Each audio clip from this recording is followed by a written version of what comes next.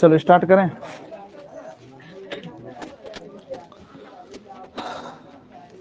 सबसे पहले मेरी बातों को ध्यान से समझिए। क्वेश्चन लिखिए, प्रश्न लिख लीजिए आप लोग। परमाणविक कक्षक और आणविक कक्षक में अंतर लिखें। परमाणविक कक्षक, परमाणविक कक्षक और आणविक कक्षक में अंतर लिखें। ये आपको घर से करके आना है, ठीक है। परमाणविक कक्षक और आणविक कक्षक में अंतर लिखें। परमाणविक कक्षक और आणविक कक्षक में क्या लिखें? अंतर लिखें। क्या क्या लिखोगे? परमाणविक कक्षक और आणविक कक्षक में क्या अंतर लिखोगे कि परमाणविक कक्षक किसी परमाणु का होता है और उनका केवल किसी अन्य परमाणु के नाभिक के से साथ संबंध होता है। सिंपल सा बोलोगे, परमाणविक कक्षक किसी परमाणु का होता है, याद रखिएगा। पहला अंतर क्या लिखोगे कि परमाणविक कक्षक किसी परमाणु का होता है। परमाणविक कक्षक किसका होता है? किसी परमाणु का होता है और उनका केवल किसी अन्य परमाणु से, और इनका केवल किसी अन्य परमाणु के नाभिक से संबंध होता है, और इनका केवल किसी अन्य परमाणु के, इनका केवल किसी अन्य परमाणु के नाभिक से संबंध होता है। नाभिक से क्या होता है बताइए? संबंध होता है। बात समझ में आ रहा है कि नहीं आ रहा है? आणविक कक्षक में क्या लिखोगे? आणविक कक्षक किसी अणु का कक्षक होता है, याद रखना। आणविक कक्षक किसका कक्षक होता है? किसी अणु का कक्षक होता है। आणविक कक्षक किसी अणु का कक्षक होता है, याद रखिएगा। आणविक कक्षक किसका कक्षक होता है? किसी अणु का कक्षक होता है। बात समझ में आया? और ये जो है अणु का तो कक्षक होता है, लेकिन इस अणु जो बनता है, अणु के जो कक्षक बनते हैं कब बनते हैं? जब किसी परमाणु के कक्षक भाग लेते हैं, है ना। जब परमाणु के कक्षक भाग लेते हैं तभी तो जाकर के अणु का कक्षक बनता है। तो बोलिएगा आणविक कक्षक में लिखिएगा कि किसी अणु का कक्षक, है ना। आणविक कक्षक किसी अणु का कक्षक होता है जो परमाणु में भाग ले रहे होते हैं। एक बात समझ में आ रहा है कि नहीं आ रहा? और सभी परमाणुओं के, सभी के परमाणु के नाभिक से इनका संबंध होता है। इसमें क्या होता है? सभी परमाणु के नाभिक से संबंध होता है अणु का। समझ में आ रहा है ना? कि जैसे कि H2 अणु का कक्षक है, तो H2 अणु का जो कक्षक है वह अणु का कक्षक, उस अणु का कक्षक प्रत्येक हाइड्रोजन परमाणु के नाभिक से संबंध है उसका। बात समझ में आ रहा है कि नहीं आ रहा? तो याद रखिएगा, परमाणविक कक्षक क्या होता है? किसी परमाणु का कक्षक होता है, या किसी अन्य परमाणु के, या किसी अन्य परमाणु के नाभिक से इसका संबंध होता है। जबकि आणविक कक्षक जो होता है वो किसी अणु का कक्षक होता है, और इसमें सभी परमाणु के, अणु में उपस्थित सभी परमाणु के नाभिकों से इस अणु का क्या होता है? उसका संबंध होता है, रिलेशन होता है। बस समझ में आया? अगला अंतर क्या होता है कि परमाणविक कक्षक एक नाभिक पर डिपेंड करता है। याद रखिएगा, परमाणविक कक्षक जो है वो किस पर निर्भर करता है? एक नाभिक पर डिपेंड करता है, एक नाभिक पर निर्भर करता है। परमाणविक कक्षक एक नाभिक पर निर्भर करता है, जबकि आणविक कक्षक मतलब ये एक नाभिकीय होता है। याद रखिएगा, परमाणविक कक्षक क्या होता है?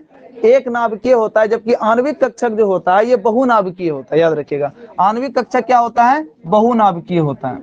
आणविक कक्षक क्या होता है बताओ? बहुनाभिकीय होता है। जबकि परमाणविक कक्षक क्या होता है बताइए? एक नाभिकीय होता है। ये एक नाभिक पर निर्भर करता है, और ये बहुनाभिकीय होता है, ये बहुत सारे नाभिक पर निर्भर करता है। नेक्स्ट क्वेश्चन लिखिए। नेक्स्ट क्वेश्चन लिखिए, VBT एवं MOT में अंतर स्पष्ट करें। VBT एवं MOT में अंतर स्पष्ट करें। हम ये पढ़ा चुके हैं आप लोगों को, valence bond theory, valence bond theory और मॉलिक्यूलर ऑर्बिटल थ्योरी, इन दोनों में अंतर स्पष्ट करना है। ये खुद से करोगे अपने से। एक तरफ VBT लिखोगे, एक तरफ MOT लिखोगे, अंतर हो जाएगा। ठीक है, चलो इसको मिटा दें, हम इसको मिटा दें। यस, चलो कपड़ा लेकर के आओ। तो ए लड़की, आंटी को बोलना कपड़ा देंगे, सूती कपड़ा मिटाने के लिए।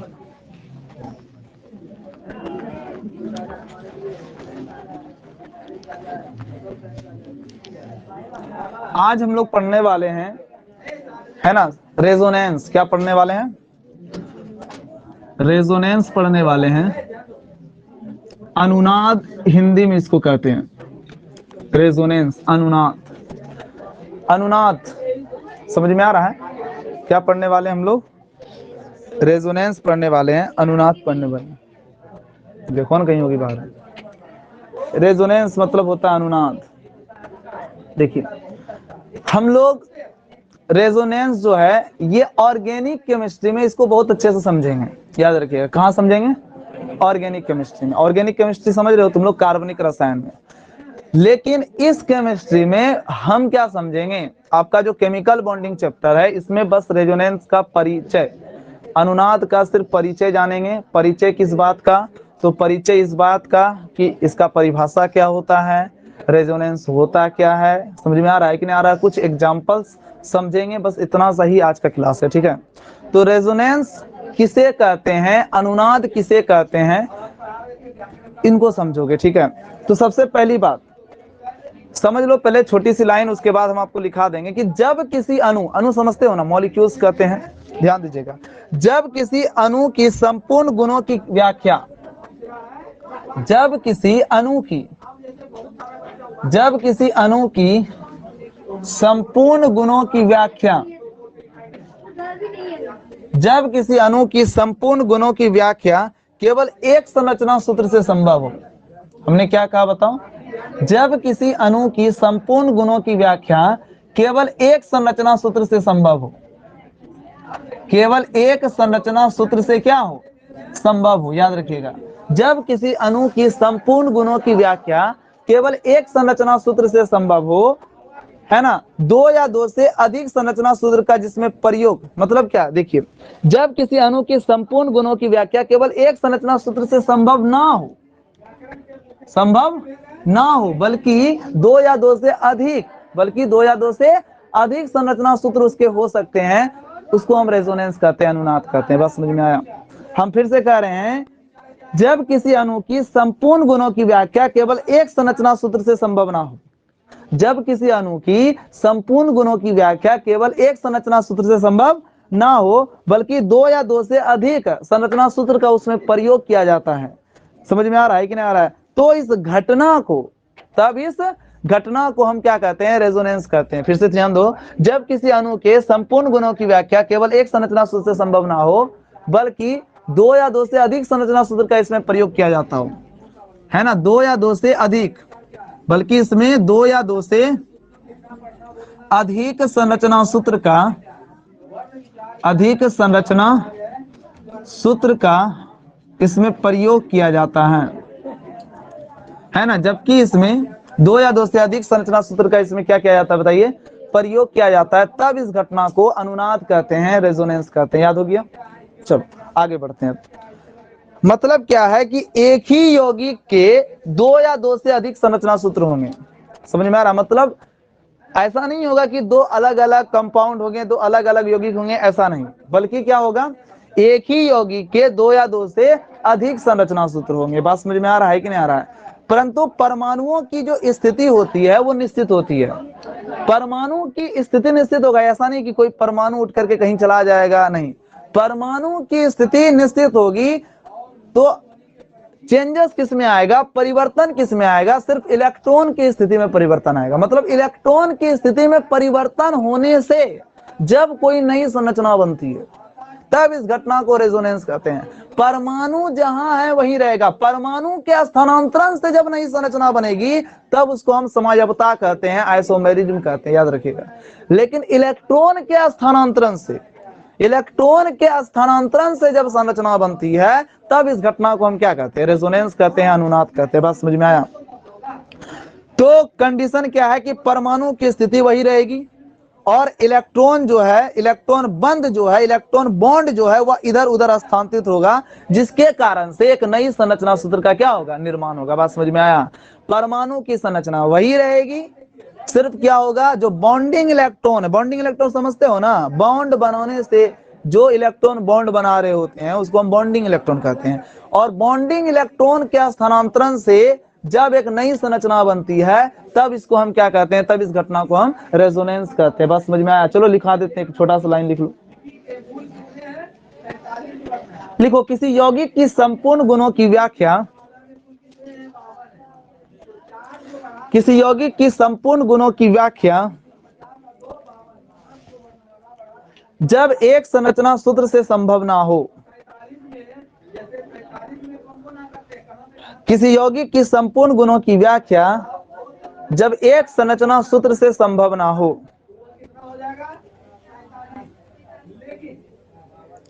तो दो या दो से अधिक संरचना सूत्रों का प्रयोग किया जाता है। तो दो या दो से अधिक संरचना सूत्र का प्रयोग किया जाता है।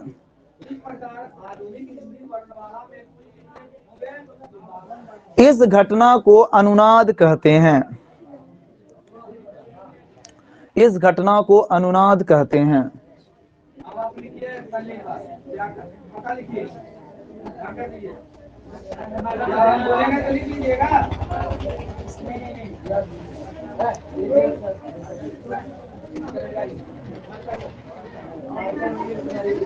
उन संरचना को अनुनादी, इस घटना को अनुनाद कहते हैं। लिखें, फिर लिखिएगा, उन संरचना को अनुनादी, उन संरचनाओं को अनुनादी या कैनोनिकल कहते हैं। उन संरचनाओं को अनुनादी या कैनोनिकल कहते हैं। कैनोनिकल। उन संरचनाओं को अनुनादी, अनुनादी या कैनोनिकल कहते हैं। दोनों एक ही चीज हुआ, अनुनादी या कैनोनिकल कहते हैं। बात समझ में आया? चलो पैराग्राफ चेंज करके लिखिएगा। अनुनादी संरचनाओं में परमाणुओं की स्थिति निश्चित होती है। अनुनादी संरचनाओं में परमाणुओं की स्थिति निश्चित होती है, स्थिर होती है।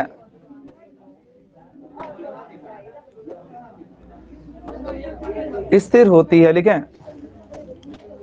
परंतु इलेक्ट्रॉन्स के स्थानांतरण से, परंतु इलेक्ट्रॉन्स के स्थानांतरण से बंद स्थिति में अंतर होता है। बंद स्थिति में अंतर होता है। बंद स्थिति में क्या होता है? अंतर होता है। चल, आसान शब्दों में लिखा दिया गया आपको, है ना। आप समझोगे एग्जाम्पल्स। क्या समझोगे? एग्जाम्पल्स।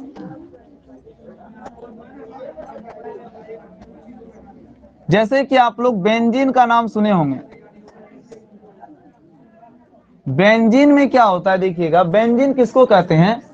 बेंजीन कार्बनिक श्रृंखलाओं, कार्बनिक श्रृंखला है, मतलब 6 कार्बन की ये चेन होती है, ठीक है। तो हम सबसे पहले क्या बनाएंगे? 6 कार्बन बनाएंगे। देख लो, समझोगे बात को, यहां ध्यान दोगे।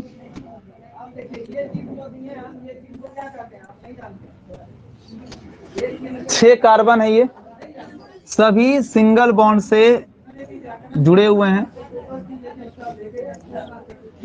और प्रत्येक कार्बन के साथ एक हाइड्रोजन है। प्रत्येक कार्बन के साथ कितने हाइड्रोजन है? एक एक हाइड्रोजन है, ठीक है। इसमें देखिए कार्बन की वैलेंसी 4 होती है। कार्बन 4 बॉन्ड बनाता है, इसका एक बॉन्ड अभी फ्री है।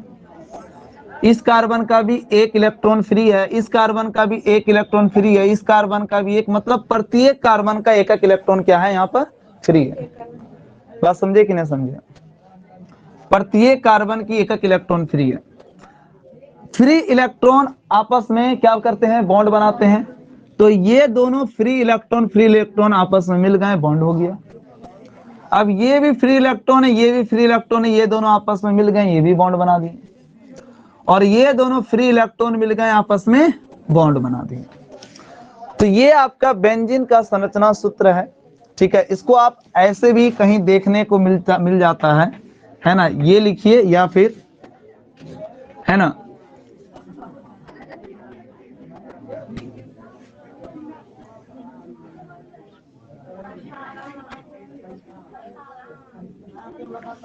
ये डबल बॉन्ड है, ये सिंगल बॉन्ड है, फिर क्या है यहाँ पर आपका डबल बॉन्ड है, फिर यहाँ पे सिंगल, और फिर यहाँ पे क्या है आपका डबल बॉन्ड। बात समझ में आ रहा है कि नहीं आ रहा है? चलो, ऐसा है, ऐसा भी हो सकता है। कैसा हो सकता है, बड़ा ध्यान से समझिएगा। इसको आप कहीं पर बस ऐसे भी लिख देते हो, जितने भी कॉर्नर पॉइंट हैं सभी जगह पर क्या है, कार्बन। समझ में आ रहा है कि नहीं आ रहा है? जितने भी कॉर्नर पॉइंट है सभी जगह पे कार्बन है। Double single double single double. बात समझ में आ रहा है कि नहीं आ रहा है? अच्छा, ये हुआ है तो तुम कहोगे कि भैया ये भी हो सकता है। एक तो संरचना ये बन गई आपकी बेंजीन की,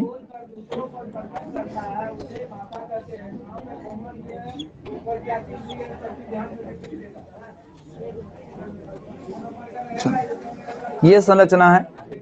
एक संरचना आपका ऐसा भी हो सकता है। समझोगे बात को कि हम क्या करें, यहां पर ध्यान दीजिए। इसको, ये दोनों ऐसे हैं, देखो सबकी एकक बॉन्ड फ्री है ना, सबकी इलेक्ट्रॉन एकक इलेक्ट्रॉन फ्री है। चलो अभी यहाँ पर सबकी एकक इलेक्ट्रॉन फ्री है।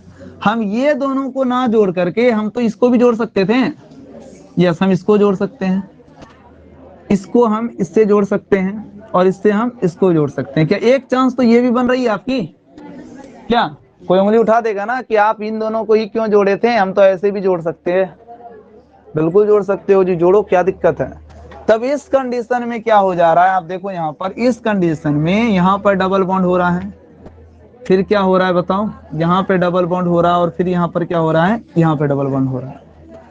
फिर इसका जो स्ट्रक्चर है, ये स्ट्रक्चर इसका चेंज हो जा रहा है। समझ रहे हैं कि नहीं समझ रहे हैं? मतलब क्या हो गया, एक संरचना ये है और एक संरचना इसकी बेंजीन की ये भी है। कोई बेंजीन की संरचना ऐसे भी लिखते हैं। बातें समझ में आई? तो ये दोनों जो संरचना है, ये दोनों संरचना जो है परिवर्ती संरचना है। मतलब परिवर्ती मतलब क्या हो गया, ये इसमें बदल जाता है और ये इसमें बदल जाता है। ये रेजोनेंस के कारण होता है। बस समझ में आ रहा है कि नहीं? और कैसे होता है इसको हम लोग ऑर्गेनिक केमिस्ट्री में समझेंगे। बस समझ में आ रहा है कि नहीं आ रहा है? एक तो ये, इन संरचनाओं को सबसे पहले दिया था केक्यूले ने। किसने दिया था? केक्यूले, एक केमिस्ट्री रसायनज्ञ थे, केकुले ने दिया था ये बेंजीन की संरचना, और इसकी बेंजीन की संरचना ये है, और इसको दिया था केकुले ने। बात समझ में आ रहा है कि नहीं आ रहा है? तो इसलिए इस संरचना का नाम हम रख देते हैं, क्या नाम रख देते हैं, है ना? चूंकि ये संरचना बेंजीन की संरचना इसको केकुले ने दिया था, इसलिए हम कह देते हैं ये जो संरचना, ये बेंजीन की केकुले संरचना। कौन संरचना है? बेंजीन की कौन संरचना है?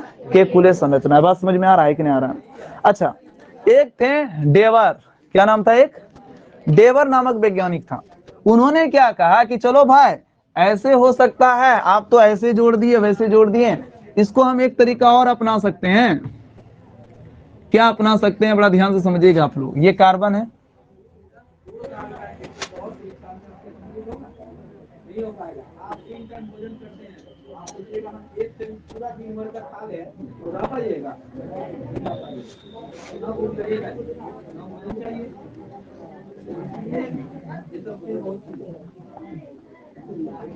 देखिए कहना था कि सबके साथ एक एच है कि नहीं है?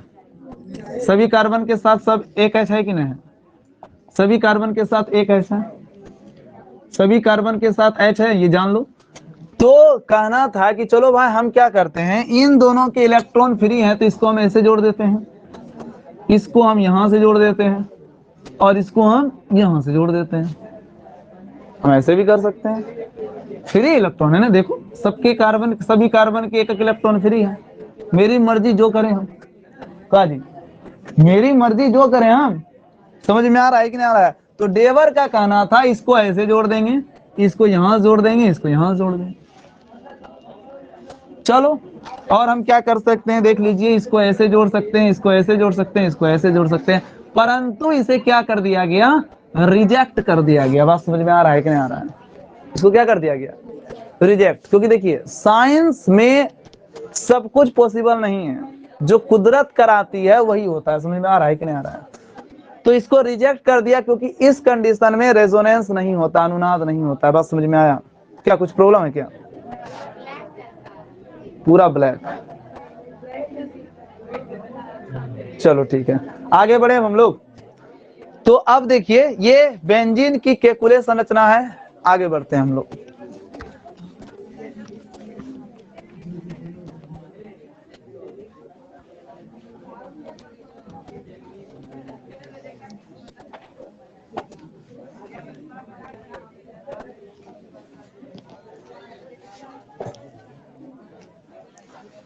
एग्जाम्पल समझते हैं हम लोग एक करके। CO3-2। CO3 क्या है? -2 है। बिना लिविस डॉट सिंबल का आप कुछ भी नहीं कर सकते, एक बार जान लो। Lewis dot symbol, Lewis dot structure आपको बिल्कुल आना चाहिए, तभी आपको पढ़ाई समझ में आएगी केमिस्ट्री में, नहीं तो बहुत तकलीफ होगा। चलो इसका हम स्ट्रक्चर बनाते हैं। कार्बन, ये कार्बन है, 3 ऑक्सीजन है,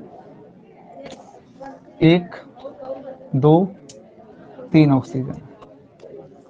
चलो यहां पर क्या हो रहा है, इस कार्बन के स्ट्रक्चर में देखिए क्या है। कार्बन डबल बॉन्ड ऑक्सीजन है, ये दोनों कार्बन सिंगल बॉन्ड से जुड़ा हुआ है ना।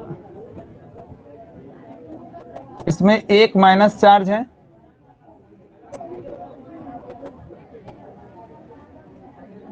इसमें एक माइनस चार्ज है। ये देखिए ये CO3-2 का संरचना है। ये संरचना कैसे बनता है, कब बनता है, हम सब आपको बता चुके हैं। संरचना बना करके बताने की जरूरत नहीं है। अब आप समझो इसको। CO3-2 है ये, है ना। चलो अब यहां पर ध्यान दोगे कि इसमें इसकी अनुनादी संरचना कौन कौन सी हो सकती है। समझ में आ रहा है कि नहीं आ रहा है?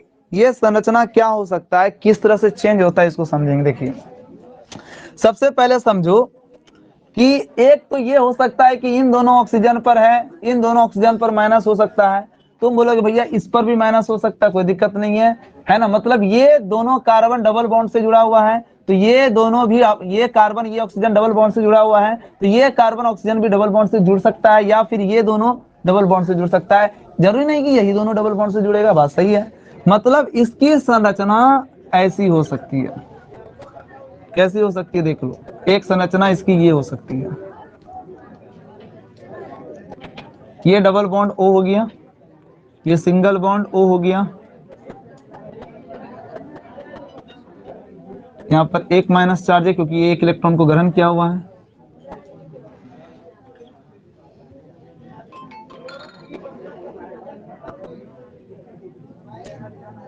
चलिए एक संरचना इसकी ऐसी भी हो सकती है।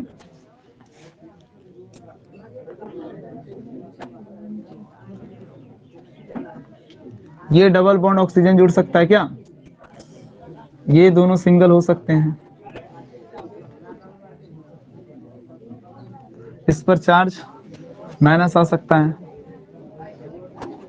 और इसका इस ऑक्सीजन पर भी चार्ज क्या हो सकता है, माइनस आ सकता है। चलो बातें समझ में आ रही है कि नहीं आ रही है? यस। तो ये सब जो है कैनिकुलर है, ये सब अनुनादी संरचना है। ये मतलब ये भी सही है, ये भी सही है, ये भी सही है।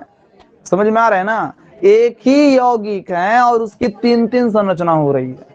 ऐसा नहीं कि तीनों अलग अलग यौगिक है तब जा करके अलग अलग संरचना है। समझ में आ रहा है कि नहीं आ रहा है? एक ही कंपाउंड या एक ही यौगिक की कितनी संरचना है। आप देखो हम क्या लिखा है, अनुनाद का डिफिनेशन देखो, ध्यान दो थोड़ा सा क्या लिखा है। किसी यौगिक की संपूर्ण गुणों की व्याख्या जब एक संरचना सूत्र से संभव ना हो, मतलब उसकी 2 या 2 से अधिक संरचना सूत्रों का प्रयोग किया जाता है, तब इस घटना को, मतलब उसके गुणों की व्याख्या करने के लिए हम 2 या 2 से अधिक संरचना सूत्र का प्रयोग करते हैं। मतलब अच्छा, ये जो 2 या 2 से अधिक संरचना सूत्र बना हुआ है, एक यौगिक के 2 या 2 से अधिक संरचना सूत्र जो बन रहे हैं, ये इलेक्ट्रॉनों के स्थानांतरण के फलस्वरूप बन रहे हैं। किसके स्थानांतरण के फलस्वरूप बन रहे हैं? इलेक्ट्रॉनों के स्थानांतरण के फलस्वरूप बन रहे हैं। अब देखिए इलेक्ट्रॉनों का स्थानांतरण कैसे होगा, यहाँ पर बड़ा ध्यान से समझना तुम लोग। सबसे पहले आप ध्यान दीजिए, ये आपका क्या है, ये क्या है आपका डबल बॉन्ड है। इस डबल बॉन्ड, ये जो डबल बॉन्ड है, इसके इलेक्ट्रॉन सपोज एक इसके इलेक्ट्रॉन यहां शिफ्ट हो गए। ये डबल बॉन्ड है, ये देखो ये डबल बॉन्ड कब बना, ये डबल बॉन्ड कब बना जरा बताना हमको। ये डबल बॉन्ड कब बना है? ये डबल बॉन्ड बना है जब कार्बन का एक अनपेयर्ड इलेक्ट्रॉन था और ऑक्सीजन का एक अनपेयर्ड इलेक्ट्रॉन था। एक तो पहले तो बॉन्ड बन गया है ना, फिर ये दोनों जब आपस में मिले तब जाकर के ये बॉन्डिंग हुई है। और हम कह रहे हैं ये जो पाई बॉन्ड है, ये बॉन्ड उठ करके इस ऑक्सीजन पर जा रहा है। तो पाई बॉन्ड उठ करके जब ऑक्सीजन पर जाएगा तब यहां पर क्या हो जा रहा है देखो, तो हम नीचे बताएंगे, नीचे बताएंगे हम इसको। देखो देखो यहां पर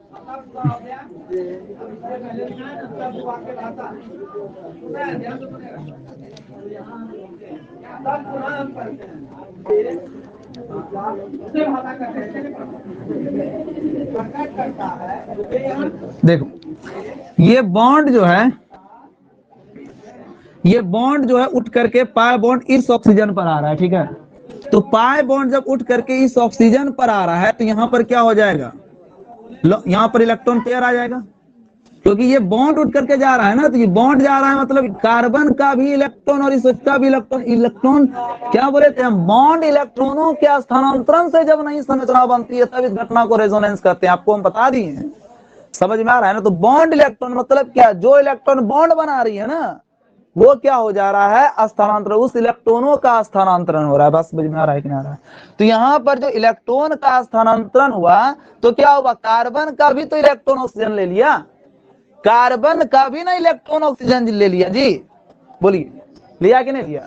कार्बन का इलेक्ट्रॉन एक अनपेयर्ड इलेक्ट्रॉन, ऑक्सीजन का एक अनपेयर्ड इलेक्ट्रॉन, दोनों बॉन्ड बना रहा है। और हम कह रहे हैं कि ये बॉन्ड इस ऑक्सीजन पे जाकर शिफ्ट हो रहा है। तो यहाँ पर ये बॉन्ड जब ऑक्सीजन पर जाकर के शिफ्ट हो रहा है तो इसका कहने का मतलब क्या हुआ कि कार्बन का इलेक्ट्रॉन ऑक्सीजन ने लिया, तो कार्बन का ऑक्सीजन इलेक्ट्रॉन लिया, इसका मतलब कार्बन ने अपना इलेक्ट्रॉन को त्याग दिया, इसलिए कार्बन पर चार्ज कैसा आ गया, पॉजिटिव चार्ज हो गया, और ऑक्सीजन पर चार्ज कैसा आ गया, माइनस चार्ज आ गया। अब समझोगे बात को, यहाँ पे समझोगे। ये क्या है आपका, ये क्या है आपका, ये क्या है आपका, देखो यहाँ पर। अब ये जो है, ये जो लॉन पेयर इलेक्ट्रॉन है, ये लॉन पेयर इलेक्ट्रॉन है, ये क्या करेगा यहाँ पर बॉन्ड बनाएगा। बात समझे कि नहीं समझे? ये लॉन पेयर इलेक्ट्रॉन मतलब कि छोड़िए, लॉन पेयर इलेक्ट्रॉन बॉन्ड बनाएगा ये मत समझो, बस ये समझो कि ये जो एक इलेक्ट्रॉन है ना, ऑक्सीजन अपना एक इलेक्ट्रॉन इस कार्बन को देगा। बात समझो, इतना तो समझ सकते हो। तो ऑक्सीजन अपना एक इलेक्ट्रॉन इस कार्बन को देगा, समझ में आया? तो ऑक्सीजन अपना एक इलेक्ट्रॉन इस कार्बन को दे रहा है, इसलिए इस ऑक्सीजन पर चार्ज कैसा हो गया, पॉजिटिव का चार्ज हो गया। समझ में आ रहा है कि नहीं आ रहा? और ये इलेक्ट्रॉन जो है कहां पर चला गया, इस कार्बन के पास चला गया, जिसके कारण से कार्बन ने इलेक्ट्रॉन को ग्रहण किया, इसलिए इस कार्बन पर चार्ज कैसा आ गया, माइनस का चार्ज आ गया। बात समझ में आया? तो ये प्लस और माइनस ये क्या हो गया आपका, ये न्यूट्रल हो गया। बोलो, ये प्लस माइनस क्या हो गया आपका, न्यूट्रल हो गया।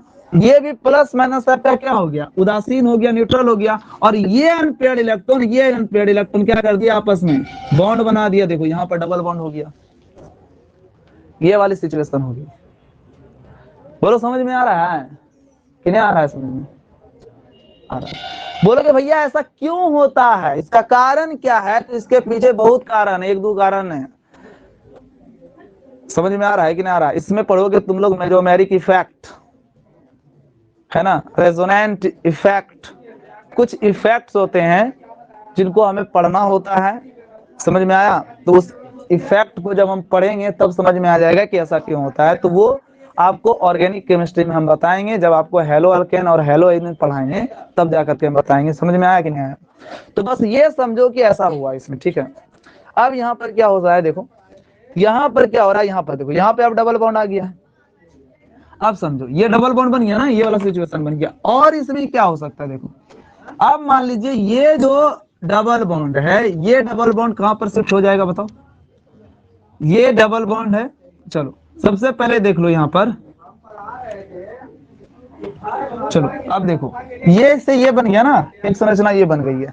अब हम क्या बनाएंगे बताओ, ये वाली संरचना बनाएंगे ना, ये वाली संरचना बनाएंगे। देखो ये संरचना कैसे बनेगी, सबसे पहले देखो ये आपका क्या है, ऑक्सीजन का है ना, तो ऑक्सीजन का कौन चाहिए आपका, ग्राउंड पेयर इलेक्ट्रॉन।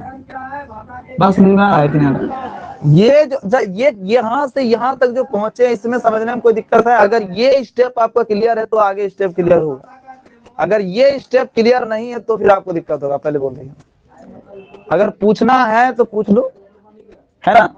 इस स्टेप में अगर आपको कोई दिक्कत है तो पूछो हमसे, हम बता देंगे। बोलो बोलो, कोई दिक्कत है? नहीं है। चलो तब आगे बताते हैं। चलो अब यहाँ पर क्या हो रहा है आगे बताते हैं। यहाँ तक हो गया ना? चलो इसमें बताएं, ये बन गया। अब ये इसी में बता देते हैं कि स्पेशल बनाएंगे हम। ये बन गया, ये ना सेम बन गया है, इसी में बताते। देखो ये आपका क्या है, पेयर्ड इलेक्ट्रॉन है। ये पेयर्ड इलेक्ट्रॉन क्या करता है, देखो ये पेयर्ड इलेक्ट्रॉन है ना, इस पेयर्ड इलेक्ट्रॉन का एक इलेक्ट्रॉन, पेयर्ड इलेक्ट्रॉन का कितना इलेक्ट्रॉन, एक इलेक्ट्रॉन, अपना एक इलेक्ट्रॉन ऑक्सीजन किसको दे देता है, कार्बन जी को। कार्बन जी को दे दिया, बोलो कार्बन जी को दिया ना। तो कार्बन को एक इलेक्ट्रॉन कौन दिया है, ऑक्सीजन दिया है। इसका मतलब इस कार्बन पर एक इलेक्ट्रॉन आ गया और इन्होंने इस कार्बन इलेक्ट्रॉन को ग्रहण किया है, इसलिए इस पर चार्ज माइनस हो गया। ऑक्सीजन ने अपना एक इलेक्ट्रॉन त्याग किया, इसलिए इस पर चार्ज प्लस का हो गया। कोई दिक्कत? बातें समझ में आई? अब यहाँ पर क्या हो रहा है, देखो समझोगे बात को। अब यहाँ पर ये प्लस है और ये क्या है आपका माइनस है, ये प्लस और ये माइनस है। चलो ये प्लस माइनस आपका क्या हो जाएगा, ये प्लस माइनस क्या हो जाएगा बताओ, न्यूट्रल होगा कि नहीं? बोलो प्लस माइनस क्या हो जाएगा, न्यूट्रल हो जाएगा। ये प्लस माइनस क्या हो गया, न्यूट्रल। अब देख लो यहाँ पर एक तो चीज ये हुआ कि एक इलेक्ट्रॉन इसको दे दिया। अब ये देखो ये क्या है आपका, ये डबल बॉन्ड है। तो डबल बॉन्ड जो है यहां पर क्या हो जाएगा, ये शिफ्ट हो जाएगा। ये कार्बन क्या कर रहा है, अपना इलेक्ट्रॉन ऑक्सीजन को दे रहा है। यहां पर ये जो डबल बॉन्ड जो तुम देखते हो इसमें दो इलेक्ट्रॉन दिखता है ना, तब जाकर के ये बॉन्ड है। हमने क्या कहा, ये जो बॉन्डिंग इलेक्ट्रॉन है वो इलेक्ट्रॉन इस ऑक्सीजन पर क्या हो रहा है, शिफ्ट हो रहा है। तो बॉन्डिंग इलेक्ट्रॉन ऑक्सीजन पर शिफ्ट होने का मतलब कार्बन का भी इलेक्ट्रॉन कहां पर चला गया, ऑक्सीजन पर चला गया। चला गया कि नहीं चला गया? तो चूंकि ऑक्सीजन ने अपना इलेक्ट्रॉन इसके पास था, इन्होंने कार्बन का भी इलेक्ट्रॉन ले लिया ना, इसलिए एक ही इलेक्ट्रॉन लिया कि दो इलेक्ट्रॉन लिया? अरे एक तो इसके पहले था इसके पास और एक कार्बन का लिया है, तो इस पर एक चार्ज हो गया माइनस का। और चूंकि कार्बन ने अपना इलेक्ट्रॉन इस ऑक्सीजन को दिया है, इसलिए इस पर चार्ज कैसा हो गया, प्लस का चार्ज हो गया। समझ में आ रहा है कि नहीं आ रहा है? ये प्लस माइनस क्या हो गया आपका, उदासीन हो गया। ये प्लस माइनस क्या हो गया, उदासीन हो गया। और ये जो अनपेयर्ड इलेक्ट्रॉन है इससे क्या कर दिया, बॉन्ड बना दिया। समझ में आया? वहां पहुंच गए, पहुंचे कि नहीं पहुंचे, बात समझ में आया? तो ये आप क्या देखें, ये आप अनुनाद देख रहे हैं। क्या देख रहे हैं आप, रेजोनेंस देख रहे हैं। रेजोनेंस का मतलब इलेक्ट्रॉन के स्थानांतरण के फलस्वरूप जो आपका बॉन्ड बन रहा है ना, समझो। इलेक्ट्रॉन के स्थानांतरण के फलस्वरूप जो आपका एक नई संरचना बन रही है, इस घटना को हम रेजोनेंस कहें। फिर से समझा दें कि समझ में आ गया? क्लियर है सबको, सामने क्लियर है? चलो अब आगे बढ़ते हैं। अब देखिएगा इसकी जो ये आपका ये परिवर्तित संरचना कराया, इसको हम रेजोनेंस हाइब्रिड स्ट्रक्चर भी इसका हम बनाएंगे। अब ये रेजोनेंस हाइब्रिड स्ट्रक्चर क्या है, कहने का मतलब क्या हो गया, रेजोनेंस हाइब्रिड स्ट्रक्चर कहने का मतलब कि आप जो है resonance hybrid structure, resonant hybrid structure का मतलब ये होता है कि प्रत्येक कार्बन ऑक्सीजन के साथ कभी ना कभी डबल बॉन्ड बना रहा है, कभी ना कभी डबल बॉन्ड बना रहा है। ये कार्बन इसके साथ ऑक्सीजन के साथ, ये कार्बन इसके साथ, ये कार्बन इसके साथ, मतलब डबल बॉन्ड बन रहा है प्रत्येक ऑक्सीजन के साथ। किसके द्वारा, कार्बन के द्वारा। बस समझ में आ रहा है कि नहीं आ रहा है? कहने का मतलब यहाँ पर भी है कि ये जो देखो इसका, हाँ पहले इसी को समझ लो, तुरंत समझे हुए हैं। देखो यहाँ पर तो हम क्या कर सकते हैं, ये कार्बन है, सिंगल बॉन्ड से तो पहले से ऑक्सीजन जुड़ा हुआ है ना, इसमें कोई तकलीफ है क्या, इसमें तो कोई तकलीफ नहीं है। लेकिन ये कार्बन इस ऑक्सीजन के साथ कभी कभी डबल बॉन्ड हो जा रहा है, फिर इसके साथ भी क्या हो जा रहा है, कभी कभी डबल बॉन्ड हो जा रहा है, इसके साथ भी कभी कभी क्या हो जा रहा है, डबल बॉन्ड हो जा रहा है। बात समझ में आ रहा है कि नहीं आ रहा है? और हमने क्या किया, इसके चार्ज को, दोनों के चार्ज को ऊपर में लिख दिया -2। तो इस तरह का जो स्ट्रक्चर है ये रेजोनेंस हाइब्रिड स्ट्रक्चर हो गया। हाइब्रिड मतलब दोनों गुण हो गया इसमें। समझ में आ रहा है? ये संकर यौगिक कहलाया। कौन सा यौगिक कहलाया? अनुनादी संकर संरचना। अनुनादी संकर संरचना कहलाया। मतलब ये डबल बॉन्ड जो है ना, कभी तो कोई यहाँ पर आ जाता है, कभी यहाँ पर आ जाता है, कभी यहाँ पर आ जाता है। मतलब ये डबल बॉन्ड कहीं फिक्स नहीं ना है, इसलिए हमने इसको डॉट डॉट में दर्शाया। ठीक है। और ये जो संरचना कहलाया, ये कहलाया रेजोनेंस हाइब्रिड स्ट्रक्चर, अनुनादी संकर संरचना। कोई दिक्कत? बेंजीन में भी हो रहा है, बेंजीन में भी होगा रेजोनेंस हाइब्रिड स्ट्रक्चर। समझिएगा बात को। इसमें क्या हो जा रहा है देखो, है ना,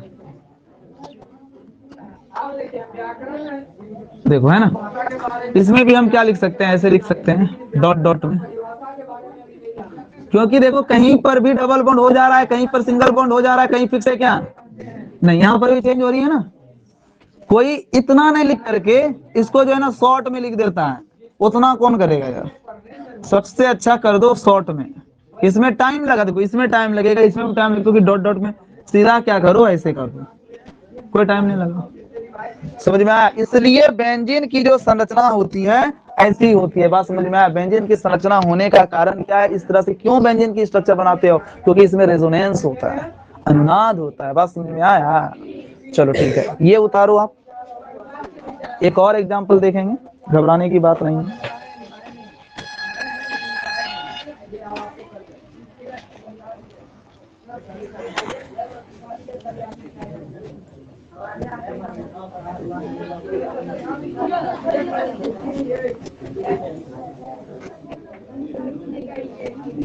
और सभी बच्चे इतना कर याद करके आइएगा, एक एक बच्चे को लिखवाएंगे, एक एक बच्चे को पढ़ाएंगे और लिखाएंगे भी, लिखो।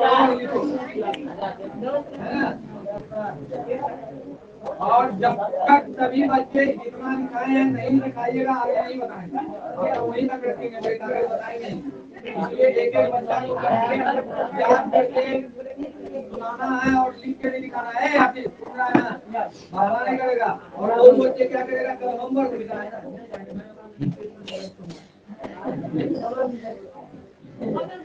पढ़ाई के लिए आते हैं तो पढ़ाई के लिए आइए, और होमवर्क देखिए अभी से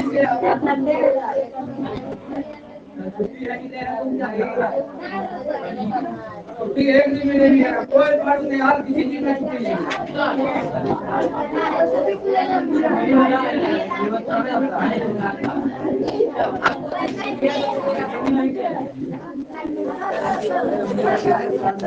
इसको मिटा दें।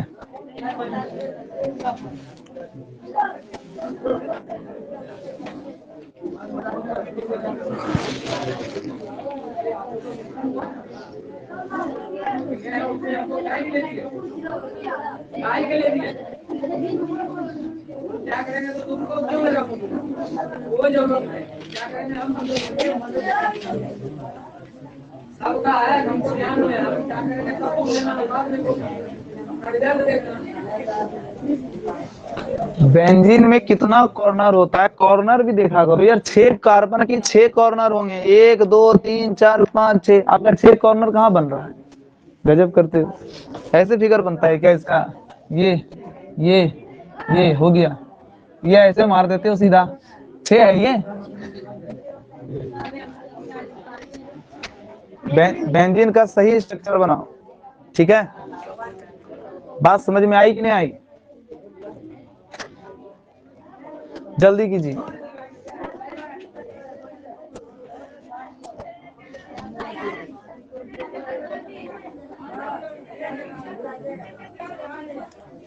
ऐसा बोलो तो वहां हल्ला हो रहा है, क्लास चल रहा है।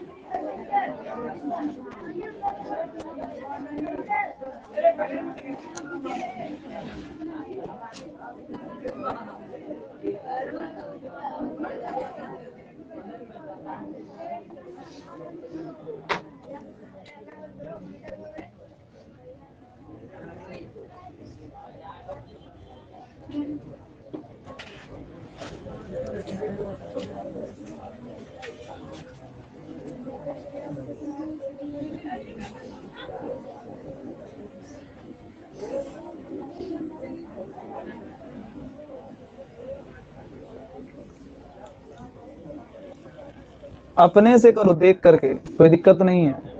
अपने से देख करके करोगे तब समझ में आएगा और आसान लगेगा। समझ में, इसमें कुछ नहीं है, बहुत सिंपल है। एक बार चीजें समझ में आ जाती है तो चीजें आसान लगने लगती है। आप ध्यान से देखोगे नहीं, जब बताएंगे ये इलेक्ट्रॉन तो वहां देख रहे हो दूसरी चीज को, तो तुमको पता कहां से लगेगा कि ये इलेक्ट्रॉन कहां शिफ्ट हो रहा है। जिस समय जो बताते हो उस समय ध्यान नहीं देते हो और बाद में मुंह बनाते हो कि समझ में नहीं आया। कहां पर कैसे चार्ज आ रहा है नहीं आ रहा है क्लियर से बताते हैं, फिर भी ध्यान नहीं देते हो बढ़िया से। ध्यान दोगे तभी ना सीखोगे।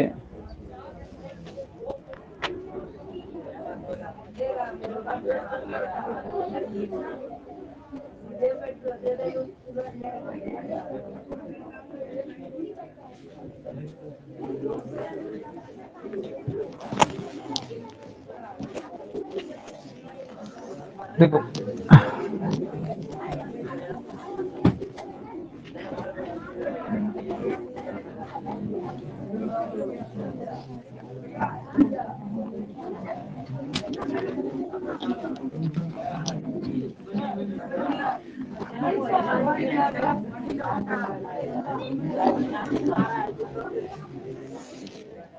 SO4 -2, SO4 -2 में देखिए, सबसे पहले तो SO4 -2 का आपको संरचना बनाने आना चाहिए। एक सल्फर है, कितने ऑक्सीजन है? 4 ऑक्सीजन है, बड़ा ध्यान समझना। तो क्या हो सकता है, 4 ऑक्सीजन है, इसके चारों तरफ ऑक्सीजन दे दो, है ना। बस समझिएगा बात को। सल्फर ये डबल बॉन्ड से जुड़ा हुआ है, ये भी डबल बॉन्ड से जुड़ा हुआ है, ये आपका कोऑर्डिनेट बॉन्ड से जुड़ा हुआ है, ये भी आपका कोऑर्डिनेट बॉन्ड से जुड़ा हुआ। उपसहसंयोजी बंध पढ़े हो कि नहीं पढ़े हो? यस, है ना।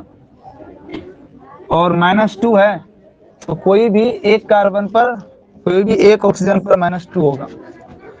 तो ये तो इसका हो गया आपका आपको क्या बोल सकते हैं इसको आप, 2 2 4 2 6 2 8 2 10 2 12 हो गया। कहने का मतलब ये आपका जो संरचना बन गया था, इसको सिंगल बॉन्ड लगेगा, इसको सिंगल बॉन्ड, फिर यहाँ पर चार्ज माइनस का होगा और यहाँ पर ये, और यहाँ पर चार्ज माइनस का होगा। लिविस डॉट स्ट्रक्चर देखो समझ में आएगा, ठीक है। लिविस डॉट स्ट्रक्चर पढ़ाया गया आपको बहुत अच्छे से, आपको बताया गया कि कैसे जो है हम सबसे पहले टोटल वैलेंस इलेक्ट्रॉन लिखाते हैं, इसके नियम भी हैं, नियम नियम याद रखोगे बन जाएगा। देखो ये संरचना हो सकती है इसकी, या तो फिर संरचना इसकी देखो चेंज हो सकती है। क्या चेंज हो सकती है समझिएगा, समझोगे बात को। इस ऑक्सीजन पर हम कोऑर्डिनेट बॉन्ड से जोड़ सकते हैं इसको, जैसे कि ये आपका है ना, ये ऑक्सीजन आपका कोऑर्डिनेट बॉन्ड है, तो ये आपका कोऑर्डिनेट बॉन्ड हो सकता है, और ये बॉन्ड सिंगल हो सकता है, ये कोऑर्डिनेट बॉन्ड हो सकता है। और यहाँ पर ये ऑक्सीजन है, इस पर चार्ज ऐसा माइनस आ सकता है, नीचे भी ऐसा चार्ज माइनस आ सकता है। देखो एक संरचना ये हो गई परिवर्ती, इसका मतलब परिवर्ती होता है। अब देखो क्या है, आप ऐसे भी बना सकते हो इसकी संरचना। कितने टाइप की इसकी संरचना हो सकती है, थोड़ा सोचना होता है इसमें। और देखो क्या हो सकता है, यहाँ पर आपका कोऑर्डिनेट बॉन्ड हो गया, यहाँ पर हो सकता है, यहाँ भी हो सकता है ना। चलो चलो यहाँ पे हो सकता है।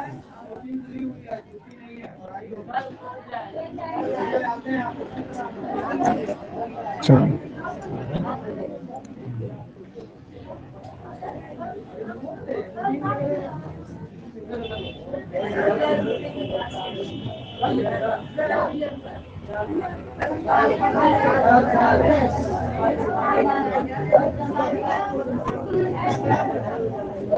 इसका चार्ज देखिए क्या हो गया, माइनस हो गया, और यहाँ पर ऑक्सीजन हो गया।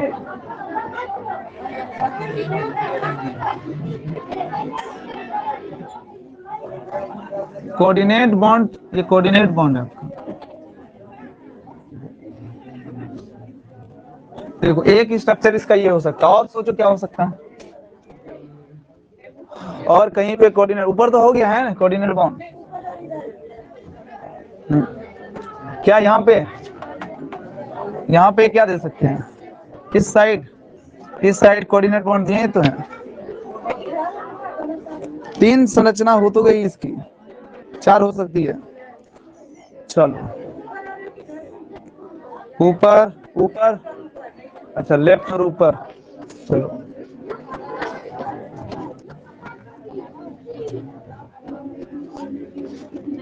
ऊपर कोऑर्डिनेट बॉन्ड, नीचे भी कोऑर्डिनेट बॉन्ड, ऐसी संरचना है कहीं? नहीं है, ऐसी संरचना नहीं बनी थी अभी, तुरंत अभी बन रही है। ये बनी कहाँ है, चेक करो, ये बनी है नहीं, तो ये हो सकती है। चलो और कहाँ हो सकता है यार,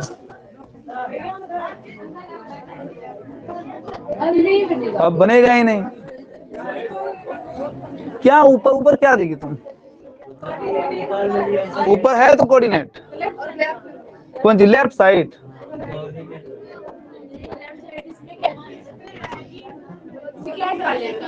हाँ सेकंड वाले में तो है, एक ही बात हुआ सर जी।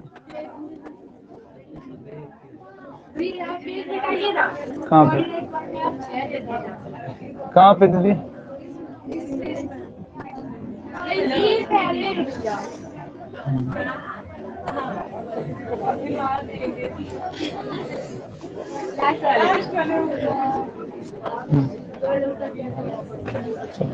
दो तो 4 तो 6 दो 8। हाँ बैठाइए 1 मिनट, हो गया इसका खत्म। अब देखो क्या करने वाले हैं, एक अच्छा देखो ना, इसकी संरचना और चेंज हो सकती है, कैसे हो सकती है ये भी समझो, बस समझना है ना, एक एक करके समझते जाते हैं। चलो सबसे पहले देखो यहाँ पर क्या करना है, सबसे पहले आप ये देखो, ये आपका क्या है, ये आपका क्या बताओ, ये आपका क्या है, पेयर्ड लोन पेयर इलेक्ट्रॉन ना, ये लोन पेयर इलेक्ट्रॉन यहाँ पर जाकर के शिफ्ट हो जाएगा, समझ में आया? ये लोन पेयर इलेक्ट्रॉन ना करके क्या कह सकते हो कि लोन पेयर इलेक्ट्रॉन का जो एक इलेक्ट्रॉन है वो सल्फर को मिल गया, समझ में आया? 2 इलेक्ट्रॉन में से 1 इलेक्ट्रॉन किसको मिल गया, सल्फर को। 2 इलेक्ट्रॉन में से 1 इलेक्ट्रॉन को जैसे ही सल्फर को मिला तो सल्फर के पास 1 इलेक्ट्रॉन आ गया, और इस पर चार्ज कितना हो गया आपका, माइनस हो गया, और इन्होंने इलेक्ट्रॉन का त्याग किया, इसलिए इस पर चार्ज कैसा हो गया, प्लस हो गया। समझे कि नहीं समझे? अब ये क्या आपका है, ये कौन बॉन्ड है, सिंगल बॉन्ड। देखो ये जो इसकी संरचना, 1 मिनट ऐसे समझो, इसकी 2 तरह से संरचना बन सकती है।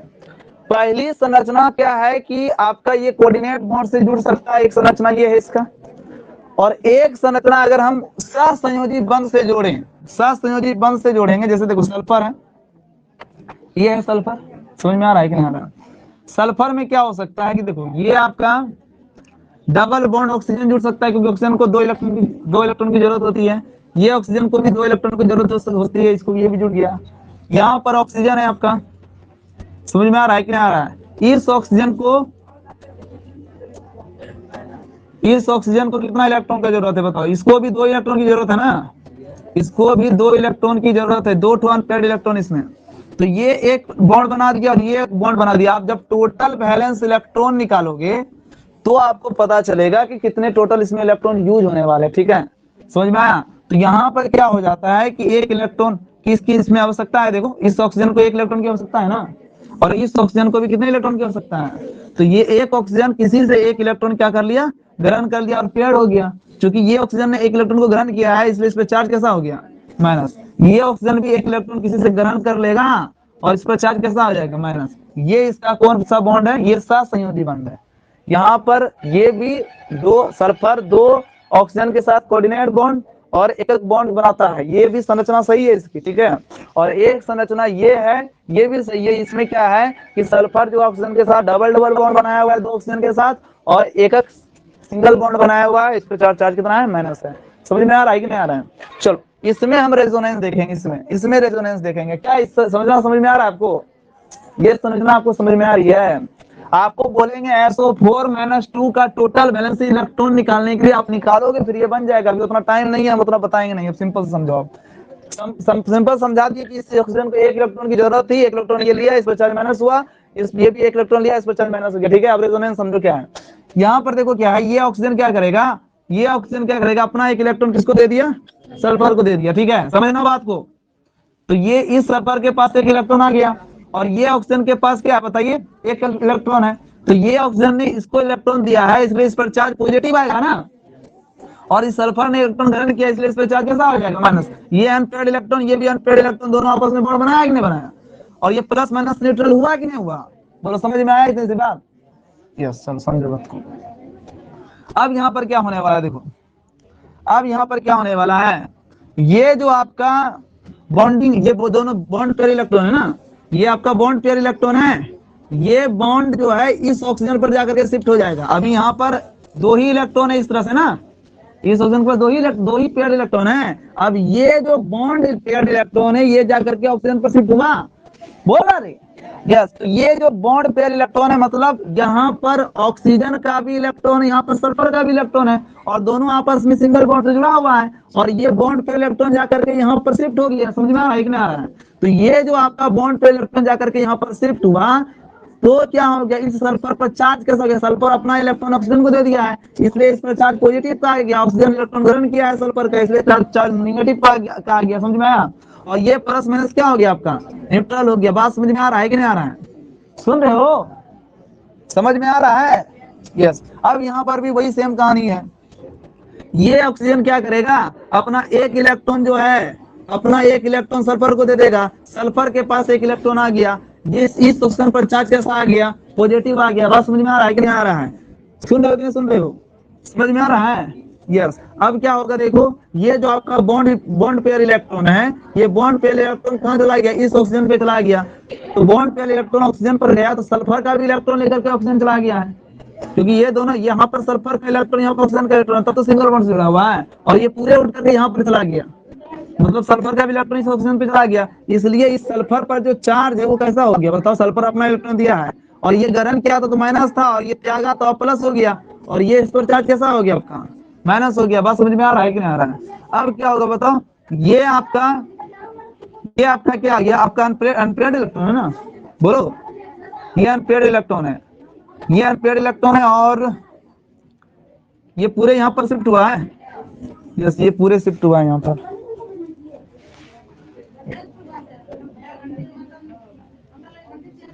अच्छा, ये यहाँ पर शिफ्ट हो गया है, ये ऑक्सीजन अपना इलेक्ट्रॉन दिया, ये क्या आपका अनपेयर्ड इलेक्ट्रॉन, ये आपका अनपेयर्ड इलेक्ट्रॉन, ये दोनों आपस में क्या कर लिया, बॉन्ड बना दिया, प्लस माइनस न्यूट्रल हो गया, और इस पर चार्ज माइनस हो गया। देखो इस तरह से डबल बॉन्ड की जो स्थिति है वो चेंज होती रहती है। समझ में आ रहा है कि नहीं आ रहा है? पहले देखो डबल बॉन्ड यहाँ था, अब डबल बॉन्ड देखो इसमें आ गया है, पहले डबल बॉन्ड यहाँ था, अब डबल बॉन्ड इसमें आ गया। डबल बॉन्ड क्या होते रहता है, चेंज होते रहता है, यही रेजोनेंस है। ठीक है, तो हम आपको बनाने के लिए दे देते हैं, आप बना करके लो।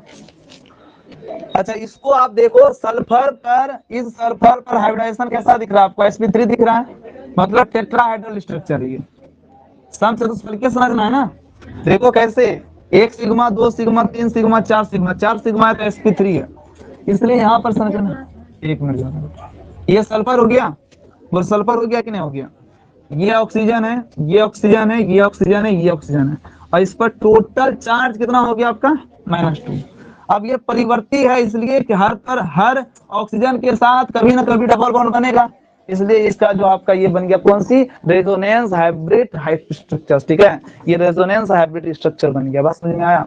तो हम आपको होमवर्क देते हैं, क्वेश्चन लिखो, निम्नलिखित में रेजोनेंस समझाएं तथा अनुनाद संरचना अनुनाद संकर संरचना लिखे। क्वेश्चन लिखिए, निम्नलिखित में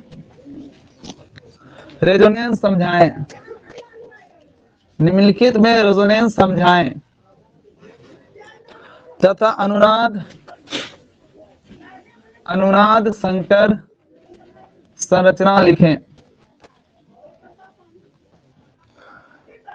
CO2, CO, N2O, HNO2,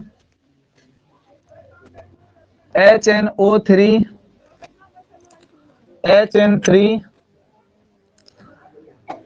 H2SO4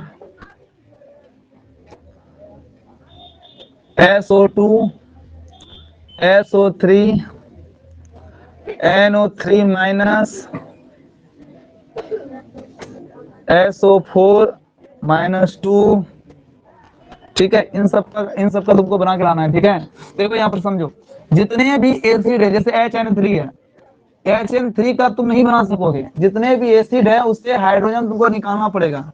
HN3 अपना एक इलेक्ट्रॉन, एक हाइड्रोजन, HN3 जो है हाइड्रोजन निकाल देगा, तो H+ हो गया। समझ में आ रहा है कि नहीं आ रहा? और N3 पर चार्ज कैसा आ गया? माइनस हो गया। उसी प्रकार देखिए H2SO4 है, तो H2SO4 से जब हाइड्रोजन अलग होगा तो क्या हो जाएगा? 2H+ अलग हो जाएगा और SO4 - 2 अलग हो जाएगा। बात समझ में आ रहा है कि नहीं आ रहा है? और देखो क्या आपका HNO3 है, HNO3 टूटेगा तो ये H+ हो जाएगा और NO3 -2 हो जाएगा, सॉरी -1 हो जाएगा। ठीक है, और भी देख लीजिए, और नहीं है, चलो HNO2 है, इसका भी वही कहानी होगा। HNO2 जितने भी एसिड हैं सबसे H+ निकलेगा। समझ में आ? और स्ट्रक्चर बनेगा इन सब चीजों का, इन सब चीजों में रेजोनेंस होगा। बस समझ में आ रहा है कि नहीं आ रहा? H लेकर के परेशान नहीं होगे तुम लोग। ठीक है, तो कोशिश करो बना करके लाओ, लेकिन सबसे बनेगा, बस ध्यान रखना है। हाँ, N3 का स्ट्रक्चर बनाओगे, कितने नाइट्रोजन है? 3 नाइट्रोजन है। समझ में आ रहा है कि नहीं आ रहा है? तीनों नाइट्रोजन को पहले सिंगल बॉन्ड से जोड़ दोगे, उसके बाद देखोगे क्या हो रहा है कि इसमें कितना इलेक्ट्रॉन का जरूरत है। सबसे पहले तुमको लिविस डॉट स्ट्रक्चर ही बनाना होगा, बिना लिविस डॉट स्ट्रक्चर बताए नहीं होगा। बात समझ में आ रहा है कि नहीं आ रहा? बिना लिविस डॉट स्ट्रक्चर बताए नहीं होगा। देख लो, इसमें एक माइनस चार्ज हो जाएगा,